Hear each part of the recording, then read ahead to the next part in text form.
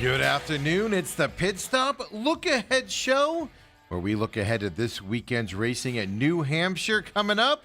Xfinity Series has the off week, so it's Truck Series early morning at New Hampshire, and then the Truck Series coming up as well here at New Hampshire.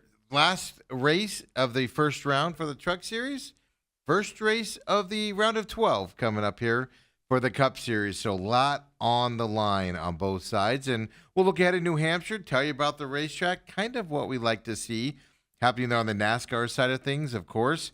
We gave you in the Look Back show on Monday, Tuesday. That's up on demand at Robat TV, on demand at YouTube as well. And the free podcast is up for those of you that just like to listen to the soothing voices of Stephen McCollum, me. Well, that is up as well there on Podbean as well at the Pit Stop Talk. Follow us on X, also at the Pit Stop Talk on X. Get all of our updates as we watch the racings on the weekend and everything. And we talked back then, we showed you the initial just breaking when we did the Look Back show, the IndyCar schedule. Got a little bit more details for you on that as well. So let's just get right into it with that IndyCar schedule. You know, we last got done telling you that, you know, there will be an IndyCar race here in March, right before, on that Saturday before the Xfinity Cup Series. And obviously the Saturday before the Cup Series gets underway coming up here. That is going to be a fun weekend, a mixture of the racing out there as well. It's going to be a little bit different here coming up in March around the NASCAR and IndyCar circuits with that going on. And, of course, the IndyCar circuit starts off in St. Petersburg on March 1st. The truck race will be there for that street race in St. Petersburg before IndyCar. They'll be on Saturday, IndyCar on Sunday there in St. Petersburg to start the season there on March 1st in St. Petersburg. Then, of course, you know, they come out here to Phoenix on March 7th. First, so usually IndyCar has a race, takes a couple weeks off, another race, especially early in the season. 4 out of the 5 weeks of the first IndyCar season, well, they're going to be races, right? There's 1 week off here in the first 5 weeks of IndyCar. More importantly, 3 races, 3 weeks in a row to start the season. March 1st, St. Petersburg. March 7th, Phoenix Raceway as well. On a Saturday race there for IndyCar, as I said, before the Cup Series get out there as well. And then the next week, they have another race out there as well. So Phoenix is one of the new venues, IndyCar returning to Phoenix this year. The other 2 we already knew about. You know, the race on the streets of Arlington, that's going to be around the Dallas Cowboys facilities. The Texas Rangers Stadium are all going to be part of that track there in Dallas coming up. And then, as we also know, they announced that the Toronto race, well, it's going to be moved to a Toronto suburb called Markham. That's going to be moved to August 17th for that to replace the Toronto's Exhibition Center, where that race has been recently as well. We knew that was coming up. We knew the Dallas one. By the way, it goes, from St. Petersburg, Phoenix, back to Dallas in those first 3 weeks before the first week off here for the IndyCar. So I like the momentum at the beginning of the season. We told you earlier this week as well, the season ends. Different season ender. The Laguna Seca series racetrack is where the season will end at the end of, well, it did finish the season there in 23 was the last time it finished its season there as well. The race in Nashville, which was the season ender this year, actually moves up into July as well. So some obvious changes here. We do know the Indianapolis 500, the 110th running of it this year, May 24th, coming up for that as well. So 3 consecutive race weekends, 4 races in a 5-week span as well. Just to give you the example, if you remember the 2024 season that just wrapped up here, I'm sorry, the 2025 season that just wrapped up here, it was 4 races were spread across 10 weeks. Hard to get momentum for your season if you're spreading the races out at that point. Some other interesting things about this schedule here as we delve into it. The Nashville race is going to be a night race. Why is it going to be a night race? Well, it's July 19th. The World Cup final happens here in America on that day. So that World Cup final is going to happen boom, night race IndyCar in Nashville on July 19th. That's going to be fantastic viewership, both on Fox, by the way. So fantastic viewership here leading into the IndyCar race after there. They're also increasing that race from 300 miles to 400 miles for the IndyCar race as well. So there's another night race, the Worldwide Technology Raceway there, the Gateway one outside of St. Louis. That's going to run at night as well. Those are the two night races coming up. I'm really intrigued by the World Cup final and then IndyCar that night. And I like the Nashville circuit for IndyCar when they race there. So I do like that one as well. I told you on Monday, Tuesday, that the Milwaukee is a doubleheader weekend, a race on Saturday and a race on Sunday. So 2 races there in Milwaukee. So what does that mean if you look at the schedule? I had to go back and look, like what races aren't they going to as kind of thing, right? The Thermal Private Road Course, the Iowa Doublehead Weekend, where that was the 2 races before. That's not coming back. And then, of course, Toronto moving to Markham up there in that area as opposed to where it was this year. So, those tracks are not back as well. And the Iowa doubleheader means 4 races total, but it's 3 actual tracks. So Milwaukee getting that doubleheader weekend. I like that Iowa racetrack for IndyCar. Kind of sad to see that go here. And we'll have to see how Markham is through the neighborhoods up there in Canada, how that works as well. No Mexico City this year. Again, they raced there in 2025. So no deal was done. I did read some in-depth stuff that IndyCar wanted to race in Mexico City this year. They just couldn't get the deal to work out in time for the schedule to come out as well. So types of tracks for IndyCar. 'Cause we pay attention to this on the NASCAR side, right? How many road courses are there? How many of this are there? How many ovals? How many short tracks? Well, I got the breakdown here on the types of tracks. 6 ovals here for IndyCar coming up this year.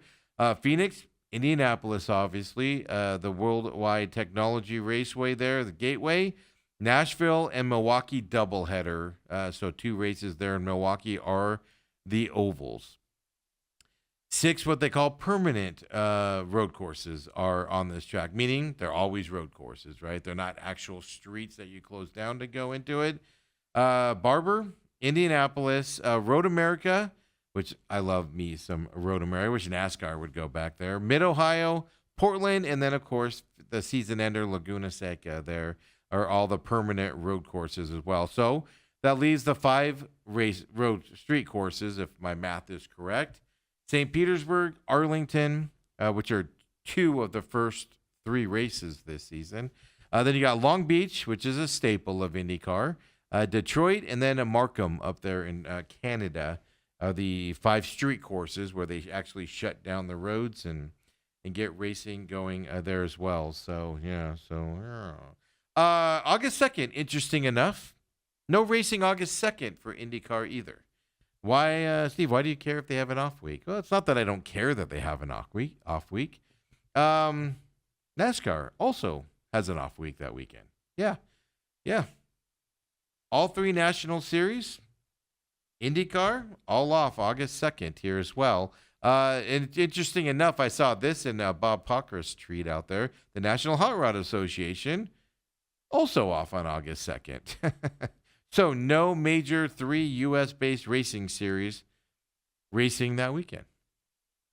Kind of weird for summertime that there we go. Normally if there's days off, it's early in the season in the springtime before you get into the summer side as well.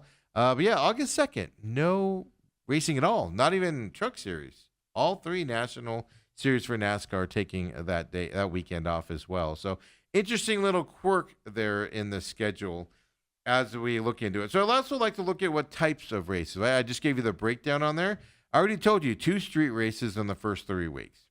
St. Petersburg Street, Phoenix is an oval, Arlington Streets after that. Then you got Barber, then Long Beach Streets as well. Then the Indianapolis Road Course on May 9th, which leads into the oval of the Indianapolis 500. So you're going street, oval, street, permanent road course, street, road course, oval, streets, oval, road there. Then you got permanent, then oval, permanent, street race, oval, and then street race. Good combination. You're not racing the same type of race as you go through this IndyCar season, which I kind of like the variety. It's not like you're not going to have 3 ovals in a row, 3 street races in a row. It's kind of spread out evenly, so it's different stuff every time. The big question, of course, who's going to catch Alex Palou in his racing? As I call him, Alex Palou. I just like the Palou name. It cracks me up. Alex Palou dominated this year. Who's going to catch him? Will Power switching teams, right, away from Team Penske, which gives us the news this week also. David Malakis is replacing Will Power at Team Penske. Obviously, big shoes to fill here going into that Team Penske car for him. But we finally have some news on who's taking over in the Team Penske here after Will Power moved on to the other teams coming up. So exciting beginning of the schedule, especially around here in Phoenix with IndyCar on Saturday, along with that NASCAR weekend here. So some excitement locally, local excitement around IndyCar as a total. Can't wait. Let's get that season started. But we have a whole 7 weeks to go, roughly, of the NASCAR playoff season before that even gets to an end, and then the off season coming up, which leads us to New Hampshire this weekend. I already told you the Xfinity Series is off. We don't see them again until next week at Kansas coming up. New Hampshire, though, does mean Truck Series get underway. It's the third of 3 races of the first round. Win and you're in, or you got to point in and be in that right spot points-wise. On the look back show that we did earlier this week, we talked about the big changes, of course, in the playoff situation around the Truck Series. You got 10 spots, goes down to 8 here is the cut week here. Let's throw up to remind you where the playoff points are kind of standing as of right now. Corey Heim, of course, with his win. Lane Riggs with his win.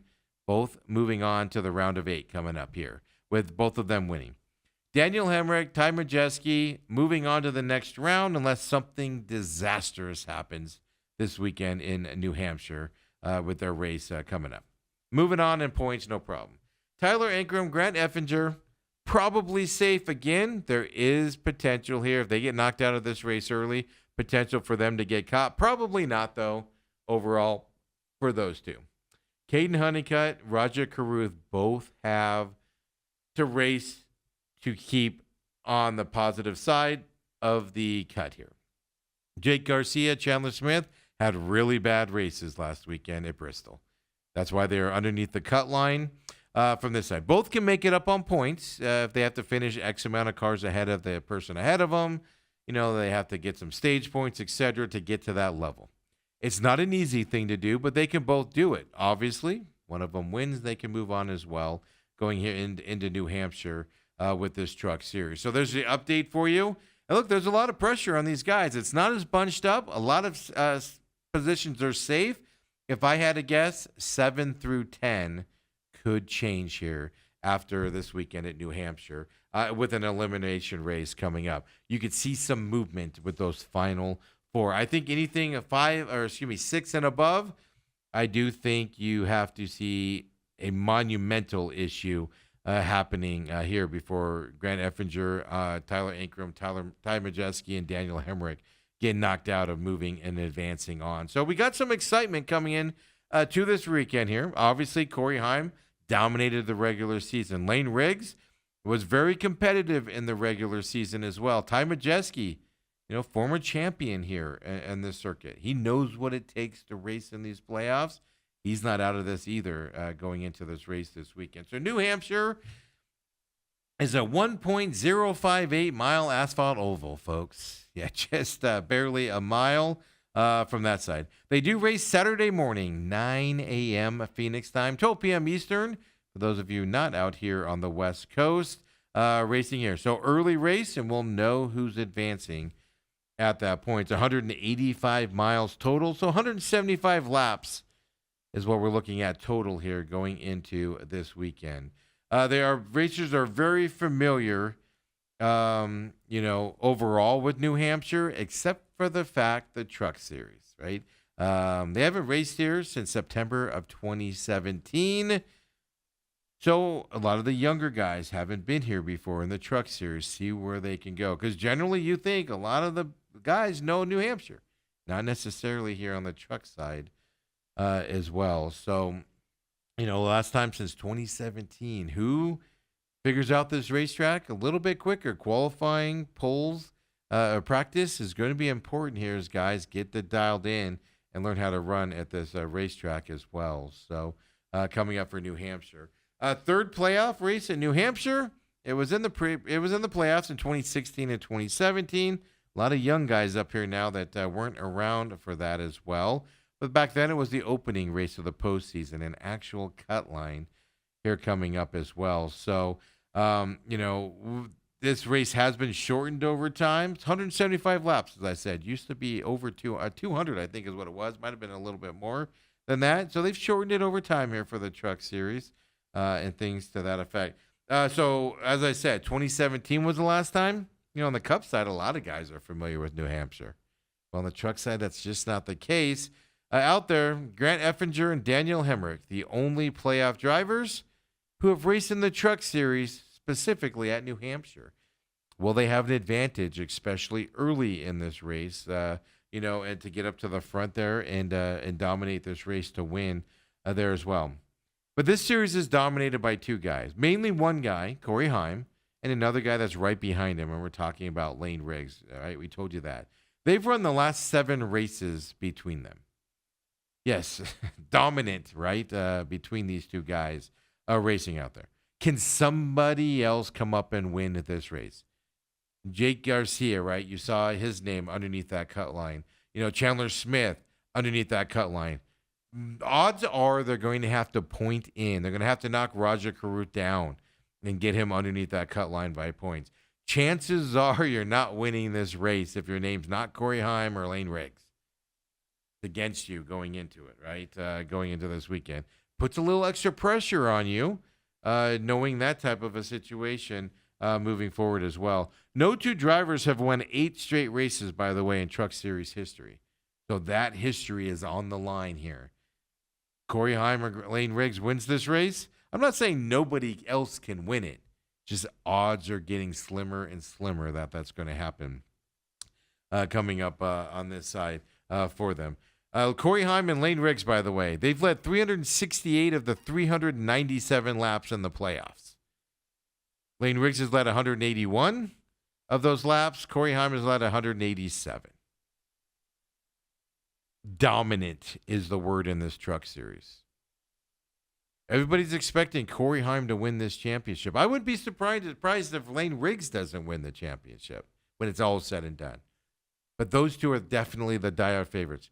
Can we see a Ty Majeski get up there and win a race? Can we see a Hemrick get up there and win a race in the Truck Series to kind of surprise and put some pressure on those guys as well? Because it's been dominant by these two guys, as they go. Chandler Smith, by the way, underneath that cut line, if you want to look at his stats and what his chances are, his average finish is 30. It's the worst among playoff drivers through two playoff races in Truck Series history. And he's going to have to figure out how to not finish 30th and get ahead of a la Roger Carruth, for instance, who's in that last spot. The problem for Roger Carruth and those Chevy guys is Chevy has not won in 8 races. Last Chevy guy to win was back in May, Nashville. Roger Carruth was the guy that won as Chevy 8 races ago from that side.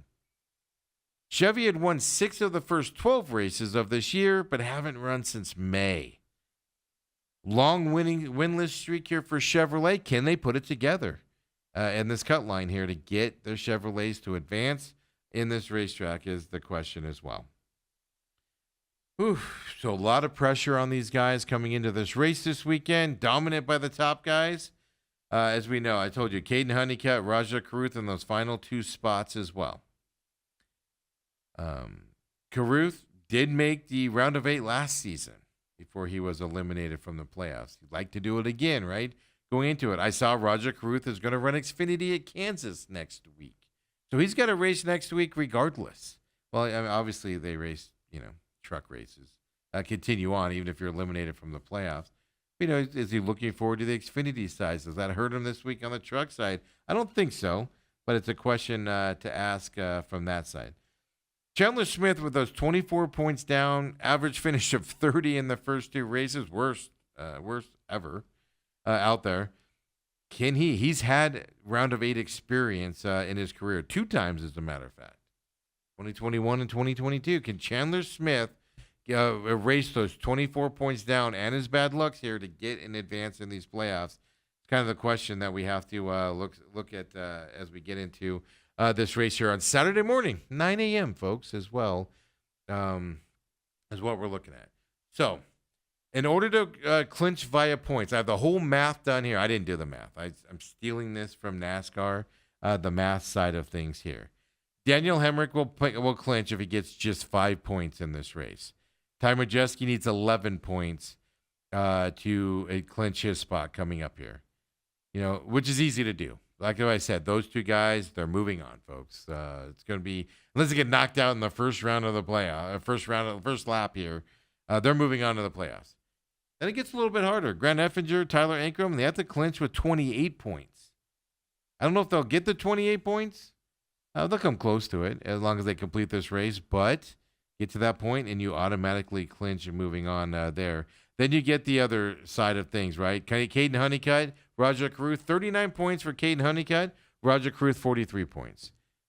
It's just stay ahead of Jake Garcia and Chandler Smith and finish the stages better than them, finish the race better than them in order to move on, from that perspective. Obviously, a new winner, well, it can change things out there if a new winner does win this weekend. So this weekend, I'm going to go with a repeat winner here. Now, the question is it Corey Heim or is it Lane Riggs?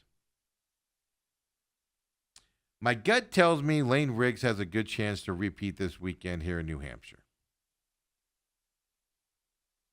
But I don't know how I can go, and I hate going chalk. I don't know how I can't pick Corey Heim. He didn't win it last week, had a solid finish.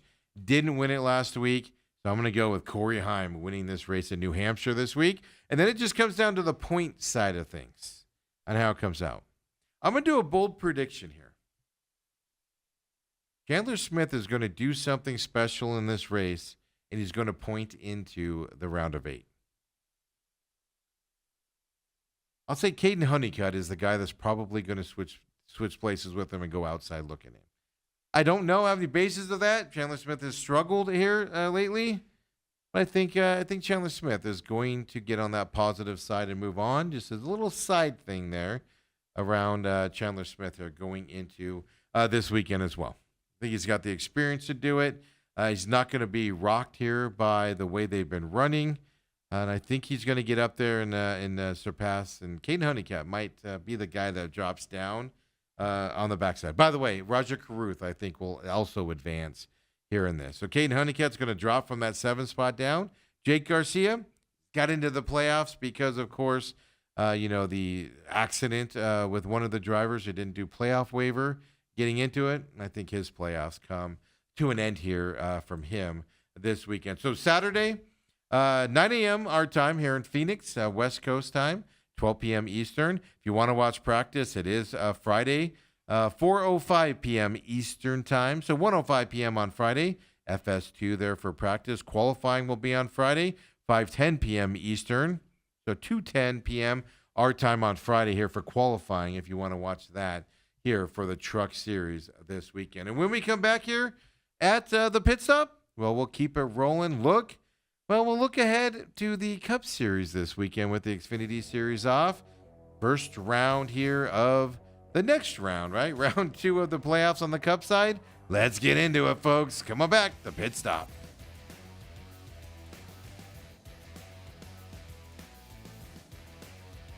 And we're back here at the pit stop, doing our look ahead here to New Hampshire this weekend. Xfinity Series off. Of course, just went through the Truck Series here this weekend, the IndyCar schedule earlier this show. A little bit more details than what we went into earlier this week on our Look Back show. Of course, we'll be back next week. Of course, Monday as well, looking back at the racing at New Hampshire. And then later on the week, looking ahead to Kansas after that, folks. Appreciate you joining us, whether it's live or, whether it's on demand at YouTube. Appreciate that. Free YouTube, whether it's on demand at Robat TV with your subscription. We thank you very much for that. Of course, at the Pit Stop Talk is where you can find us on social media. And you can also, on the social media, see where we are on the free podcast. For those of you that like to listen to this program, go ahead and just hit the subscribe button on YouTube and on Podbean for us. Just gets us out there for people looking for this type of programming. We'd appreciate it very much. At the Pit Stop Talk there on Podbean. You're going to redo some logos and graphics, and so we can get it pushed out to Apple and the other sites. So right now, just at Podbean here for the remaining, here for hopefully just another week or so. But we appreciate you however you listen to us. And for those of you that found the YouTube page, thank you very much. Nice to see you guys finding it with very little promotion on that side. Of course, Xfinity outfit at New Hampshire this weekend, which means Cup Series gets racing as well. 2 p.m. Eastern time coming up on Sunday, which means 11 a.m. here in Phoenix for the Cup Series. A couple things before we look ahead to New Hampshire. Well, looking back at Bristol, an update for you. Denny Hamlin's team was penalized for the loss of a wheel there at Bristol. Now, out there, Bob Bockrus, of course, Fox Sports reporter, he reported that Joe Gibbs Racing has actually deferred the suspension of the crew members for the loss of that wheel at Bristol Motor Speedway. So Hamlin will have his regular crew here this weekend in New Hampshire.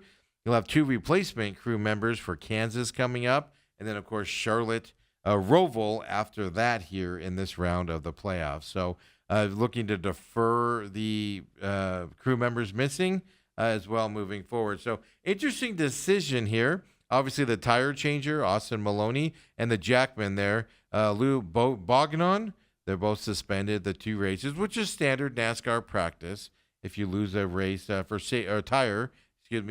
safety reasons out there on the court as well, on the track as well. So that's the only update there on what's happening. Kind of changed my mind. I have my winner picked.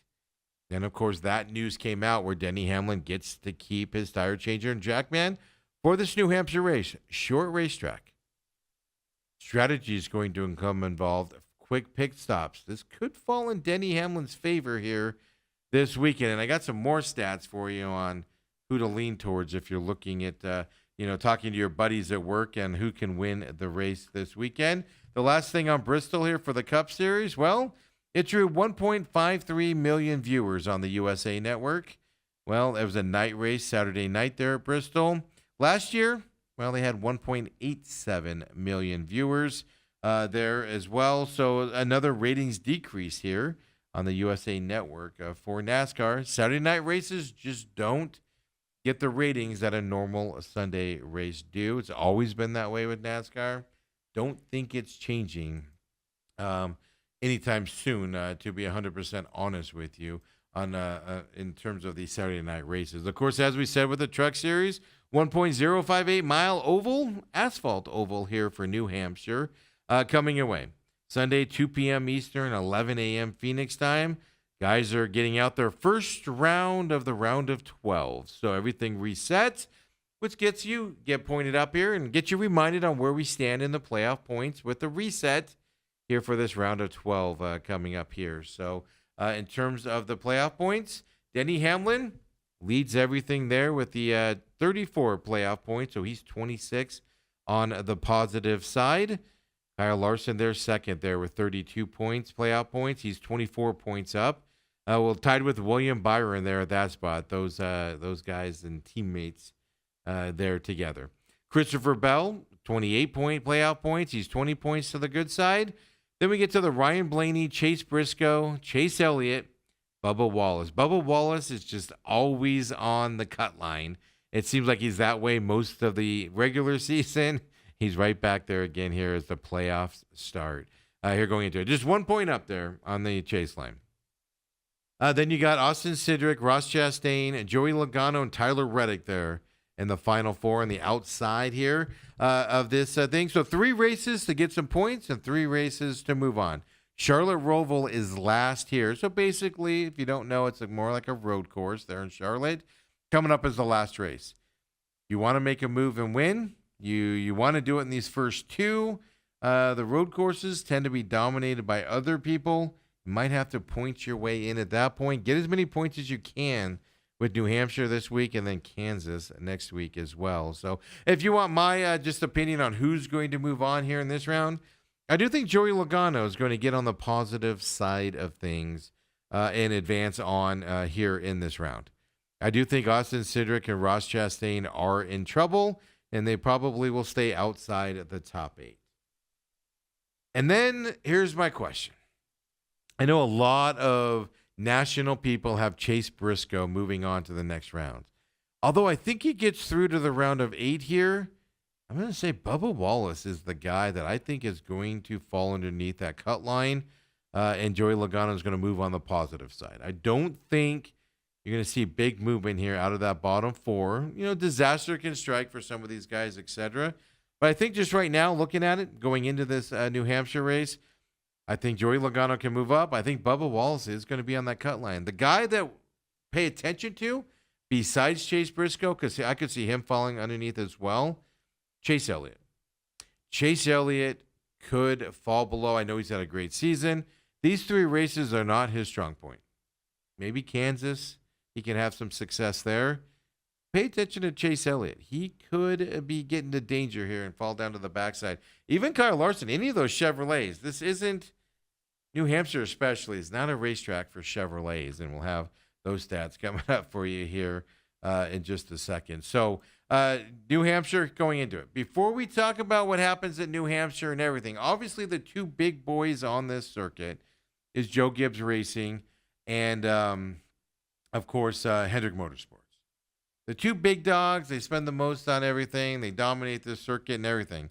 Well, Daniel Cespedos out there put a tweet out. His Twitter bio just simply says NASCAR data viz is what is all it says there for him. If you look at his Twitter page, it's a lot of NASCAR data out there. Like he's got one that says driver pairings with the most laps run next to each other this season. Like he's a data guru around NASCAR. Interesting stats that he has out there and things like that. Like, for instance, he's got the drivers who have earned 3 consecutive top 5s. Okay? And how many times they've done it since the 2019 season. He's got those stats out there as well. Chase Elliott has a lot of top 5s, as we know, especially this year. Denny Hamlin, a lot of top 5s in the season as well. That's why I said Chase Elliott's just one of those outliers I'm saying just keep an eye on. I'm not expecting him to go underneath the 8. Just somebody I'm kind of unsure about going into this round as well. So he's got a ton of stats out there. Well, let's throw him up here. I got the whole tweet up here with this graphic. This is updated here. He did this graphic back on June 1st, I guess, as well. But this data is amazing to me here with these 2 guys battling it out, Hendrick and JGR. And what's interesting is they're the dominant 2 teams on the track, and then Team Penske has won a couple championships off of them. So look at this. They have the same amount of races, obviously, same entries. Average finish here between these JGRs, 14.79 average finish. 14.18 there for Hendrick. Look how close these are. Wins, 38 wins for Hendrick, 31 for JGR in this season. Right? Top 5s is the big one for me. Hendrick Motorsports there, 157 top 5s, JGR 149. 262 top 10 finishes for Hendrick, 252 for JGR.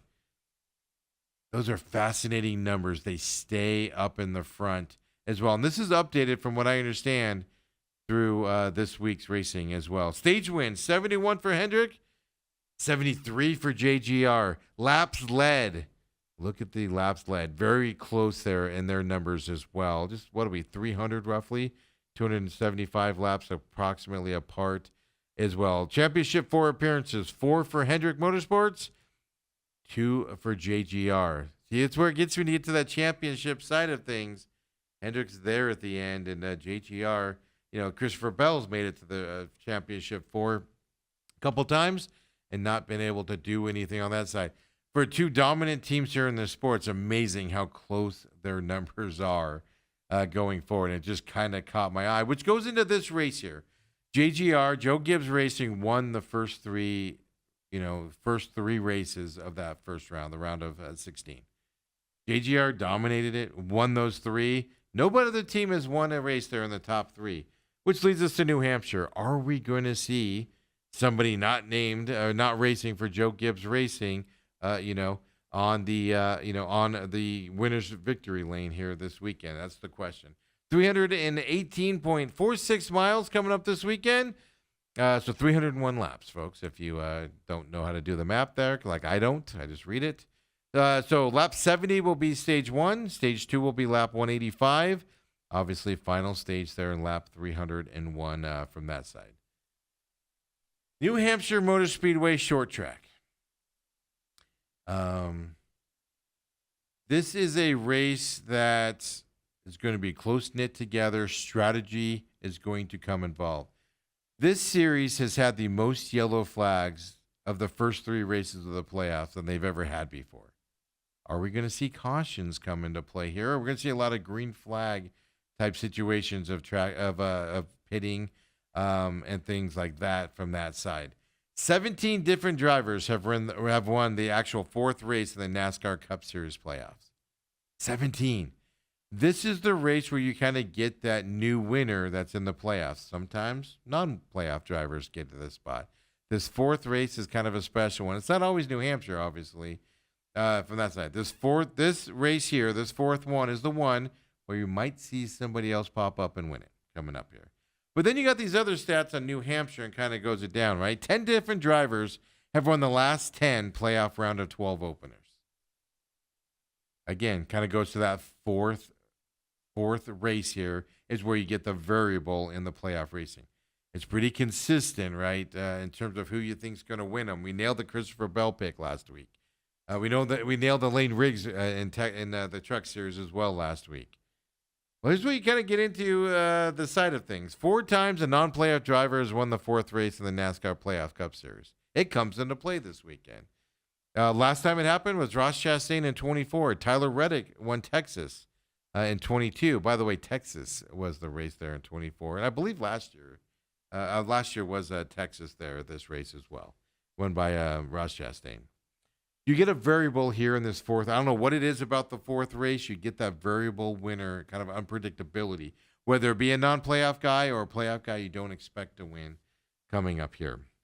In terms of New Hampshire, 4 of the last 9 New Hampshire winners got their first win of the season. I don't think we're going to see anybody do that this week. It's going to be, we could, right? Tyler Reddick could win. He hasn't won yet this year. But I think we're going to see a playoff driver get this win. Now, could it be one of those? I don't think so. But it is an interesting stat that if we look at stats here as well. Here's where you get it with New Hampshire. And before I even read these stats and kind of the makeup here, I saw that thing we just put up there between Joe Gibbs and Hendrick Motorsports. Hendrick Motorsports and Chevy have not had a good playoff. Yes, you've had some success, right? Chase Elliott's had some good finishes, but Chevys have struggled here in the playoffs so far. You know who hasn't? Joe Gibbs Racing, which is Toyota out there. Let me give you some stats here on who to lean towards if you're looking at this. Christopher Bell won the race won this New Hampshire race. NASCAR, this is the one where NASCAR kind of had that red flag due to rain. They went back to racing with wet weather tires back then. As well, Bell led those final 64 laps. That was, on the wet track, and then they moved back to slicks, and then he ends up winning. So there's a lot of variables there. You kind of push that aside. You're not going to have those variables this weekend as well coming into it. But in the next gen era, if you want to look at trends here, next gen era only. Toyota's won all 3 races here at New Hampshire. They've won all 6 stages here at New Hampshire. They've led 83% of the laps in New Hampshire. Toyota dominates this racetrack coming up this weekend. I think Fords have a chance this weekend. I'm just discounting Chevrolets all weekend long here in New Hampshire. I was doing that anyway, but now when you start seeing these stats out there. Last year's New Hampshire race had the track's first overtime finish since 2014. So I don't expect an overtime finish here unless, the big accident at the end obviously would lead into that. But I don't expect that to happen coming into this year. The driver starting first the pole sitter, they've only won once in the last 20 New Hampshire Cup races. So qualifying doesn't necessarily come into play as we go on here. Chevrolet, well, they lead all makes with 19 wins in New Hampshire, all time. But they've only won one of the last 18 races there. Chevrolets have struggled here on this short track lately as well. So much so, Christopher Bell has won 2 of the last 3 New Hampshire races. You switch it to a Chevy driver, right, that had success on short tracks. William Byron, well, it's the only track where he doesn't have a top 10 finish, ever. His best finish in 7 starts was 11th.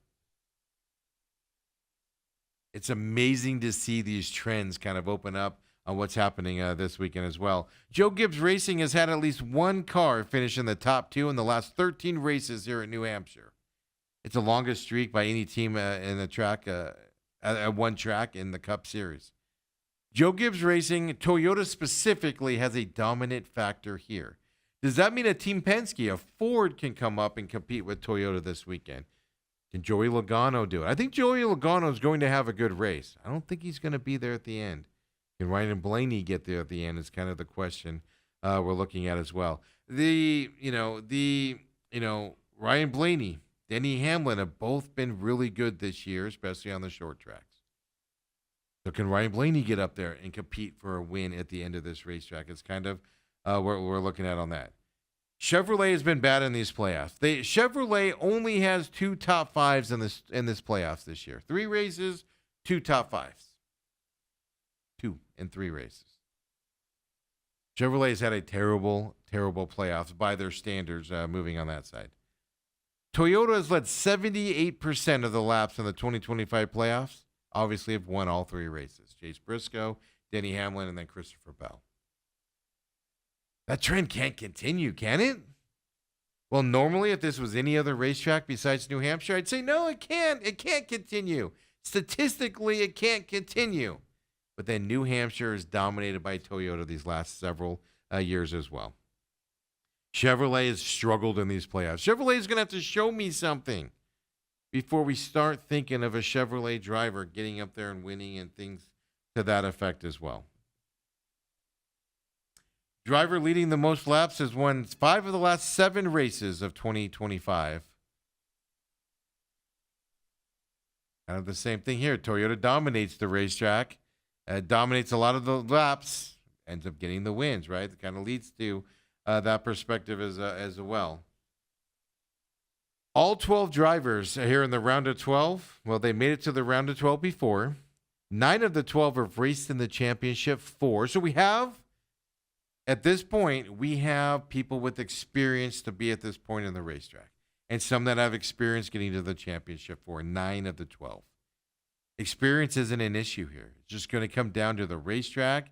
Cars are running better, the setups, and then the pit stops under green that might have to come up in this racetrack, or at least the strategy side of it if they do have to pit under yellow as well. Interesting enough, drivers that struggled, right, or had some positive here in the round of 16. Only 2 drivers actually overcame the deficit in the first round. Tyler Reddick was -1. He was on the underside before the round of 16. Obviously got to advance, got to the other side. Obviously, Joey Logano is the other one. Tyler Reddick, can he do that again? He's going to have to point his way in. I just don't see a win in this round for Tyler Reddick. I just don't. So only 2 guys to go from the negative side to the positive side on that side.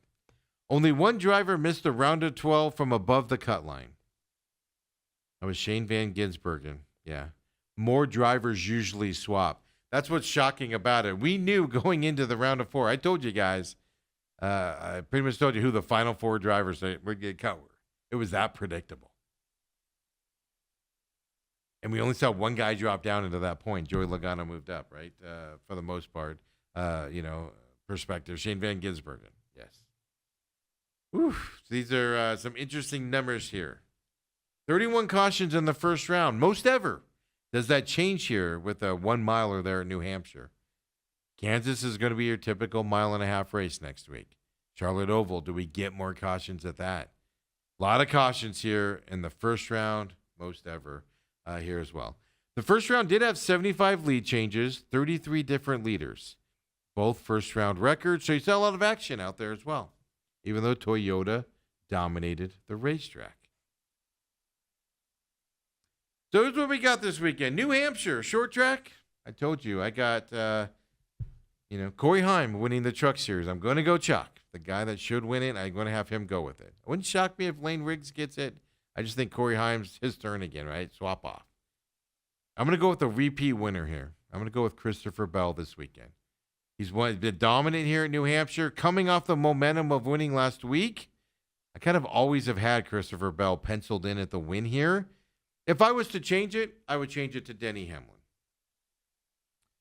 But I'm going to stick with my initial before the playoff pick here in Christopher Bell. Yes, winning it last week makes me want to change it a little. But I'm going to stick to my gut here. Christopher Bell, repeat winner, first-time winner here in this round and advancing on to the next round of the playoffs. It's going to be a fun race this weekend, folks. You got Truck Series early morning, 9 a.m. on Saturday. The Cup Series there, 11 o'clock here, Phoenix time as well, 2 p.m. Eastern. It's going to be a fun weekend of racing. Come back next week. Join me for the Look Back Show where we talk about the racing over the weekend. And we keep this rolling here throughout the playoffs here for the NASCAR National Series. We'll see you next time, folks, here at the Pit Stop.